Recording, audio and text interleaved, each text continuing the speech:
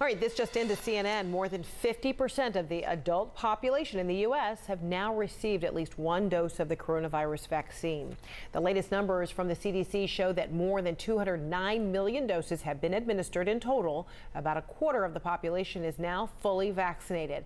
And experts say about 70% of the population has to be fully vaccinated before we reach herd immunity.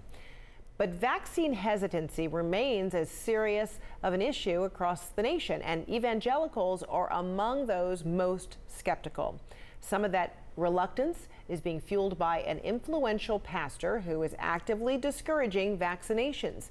CNN's Ellie Reeve went to Louisiana to find out why. Anti-mask and anti-vaccine is anti-government, then I'm proud to be anti-government. As more and more Americans are getting vaccinated, resistance remains strong within one group in particular, white evangelicals. Hallelujah, Jesus. This hesitancy is driven by a distrust in government, misinformation, and political identity. This is not a fringe group.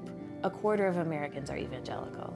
You do not give me my rights, sir, whether you're a politician, a governor, or a doctor. I would rather die free than I had to live on my knees. How is it living on your knees to take a vaccine? Because you're bowing against your convictions. Pentecostal pastor Tony Spell has made a national name for himself protesting COVID-19 rules in Baton Rouge.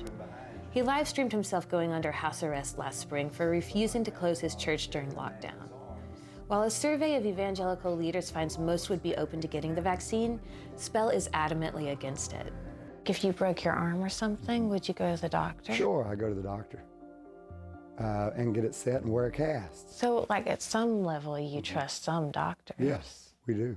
So, can you just explain where the line is? The line is in this vaccine. Number one, the virus has been a scam from the beginning. It's always been politically motivated for mail-in ballots and voter ID. That's what has got a new administration in the White House today. White evangelical Christians are more likely than other religious groups to believe in certain conspiracy theories, like that Trump won the 2020 election or in QAnon theories, according to a study by the conservative American Enterprise Institute. But conspiracies about the COVID-19 vaccine can affect everyone else, because public health experts have told us around 70% of the population needs to get the vaccine to reach herd immunity. And 28% of white evangelical Christians say they definitely won't get it, with another 6% saying they'll only get it if forced. If you have a 99.6 survival rate, why do you want somebody to contaminate your bloodstream with something that may or may not hurt you? There is a tendency within white Christian nationalism to want to believe these kinds of conspiracies because I think it reinforces this idea of an us versus them.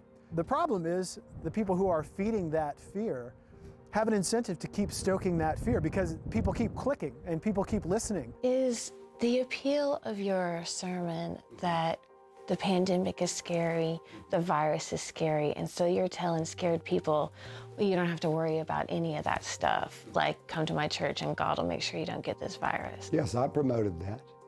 Why are you giving them false hope? That's not false hope. Why not? What's false is our lying politicians. Several people told us they started coming here after they saw Spell on the news for keeping his church open and liked his message. I was worried about not going to church and going back to alcohol and drugs. The aim for this whole shutdown was the church because we're the radical right. We don't believe in gay marriage, we don't believe in abortion, all that. Are you going to get the vaccine? No, it's detrimental to your health. It starts going into conspiracy theory type stuff, but I believe it's Bill Gates and them trying to kill us. I feel like, and I know it works medically, but when you put something in you to help you stop from getting it, you know, that just doesn't work for me. I've never liked the idea of that. Donald Trump, I love him to death. Would vote for him again. But when he was talking about get the shot, I said, you can have it all you want. I don't want it. Are you going to get the vaccine? Oh, I did it already. Oh, you did? This is my first one. I got to go back and do the second one. Yeah, I got the vaccine. Okay, cool. That's right. There is a political group today that wants to apologize for being American. Spell preaches conservative politics, but his congregation is unusually diverse compared to typical Christian churches, in part because he buses in people from all over town. One reason why I think it's interesting, these two positions you have, the importance of desegregation and your opposition to the vaccine, is that many of the people you minister to, which is admirable, are poor people of color. Yes. Well, those people tend to be most at risk for COVID. So why not encourage them to take the medicine that will protect them? Not only do I not encourage, I discourage. I don't know anybody in my church, black, brown, El Salvadorian, Honduran, Mexican, who had the virus. Your And father I know said he had the thousands virus. and thousands and thousands. Your father and mother told me they had the Yes, virus. and that's all right. Maybe we had it and maybe we got it. He also said your grandfather got the vaccine. And I'm opposed to that. I did not promote that. I think he was foolish for taking the vaccine.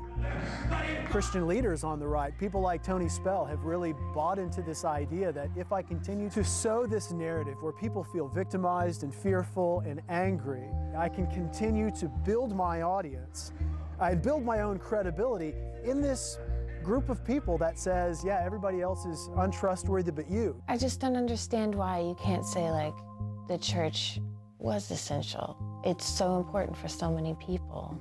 The But church is essential. what a miracle that we have these vaccines that would allow people to celebrate more safely. Never will say that. There is no backing up in It us just feels like whatsoever. you're taking a political position. It's not political at all. I'm not a politician. I'm a prophet. Hallelujah, hallelujah, hallelujah. Ellie Reeve, CNN, Baton Rouge. I want to bring in now Dr. Gigi El-Bayoumi, a medical professor at the George Washington University School of Medicine. Dr. El-Bayoumi, so good to see you. So how do you combat that sentiment when you are advocating for more people to be vaccinated? Sure. Well, good afternoon. As a member of the Black Coalition Against COVID Steering Committee and the founding director of the Rodham Institute, I think first you have to meet people where they are. Part of the reason of hesitancy or reluctance is that people don't have the information. Now, the group that we were sort of focusing on are African Americans. I think it's also important not to put everybody in the same group, right? Because we know that senior African Americans, for example, are getting vaccinated. The group that is more reluctant are the group between 18 and 45. So what we started with first and foremost is education. So we had a recent mass vaccination event. Guess what? We did 7 90-minute sessions so that people can ask questions. We discussed a lot of And this is what you did in Washington recently. You had a big event where you were able to answer questions and at the same time advocate for people getting vaccinated. Exactly. We actually ended up vaccinating 886 people, which was amazing, in Ward 8. And that's one of the poorer sections of town, predominantly African American. But I think the key is this. We did a lot of advance work. And we also said, we're giving you the best information that we have now. And what do you mean the advance work?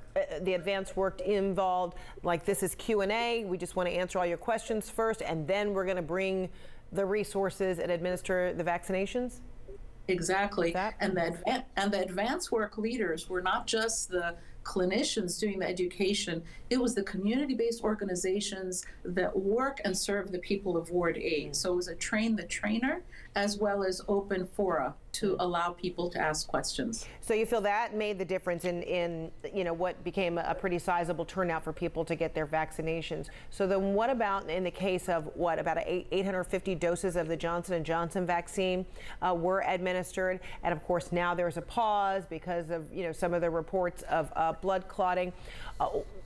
Do you anticipate that you're going to hear from many of those recipients of those vaccines who are going to say, wait a minute, I thought I should feel comfortable with this, but now hearing about this, I'm almost waiting for something to happen to me? What do you say to people who now have new concerns, whether they got the Johnson & Johnson or whether this is a potential setback for those who had some hesitancy about vaccines overall? Look, we're in the community for all times, not just prior to the event, during the event, but also after the event. So we reached back out to our community-based organizations and said, what are you hearing from, the residents, your clients? And they said, not a whole lot. I said, do we need to do a town hall? No, we don't really think that we need to. Maybe we can put out a flyer. And you know what that comes down to? That comes down to trust of the people that we're educating them. And I personally said I would never offer anything that I wouldn't do myself or recommend for my family. So my niece, my nephew, and my brother all got the Johnson & Johnson vaccine. And actually now we're 2 weeks out. And of course, the perspective of telling people 1 in 7 million deaths, right, versus the death rate. And in DC, 84% of the people that have died are African American. I think the approach of being transparent, not being a know-it-all, making sure that the message is coming from people that are trusted from the community. And I would say this regarding the evangelical piece. I think that there are lots of evangelicals leadership that is actually okay and willing to get the vaccine. I think that they should be the ones that are getting out the message. They're the trusted leaders in the community. Yeah, I'm still stuck on that number now you gave. About 85% of the deaths of COVID in DC are African American in a city that now is looking at what the black population is somewhere between the 60 and 70%. So, I mean, that disparity is still very troubling. All right, Doctor. Yes, but if I could just add one more thing. Yeah. We got free Uber rides, we got free childcare, we had food, we had people holistically taken care of. All right. And that was successful. All right, very good. All right, Dr. Gigi Al-Bayoumi, thanks so much. Good to see you. Appreciate it.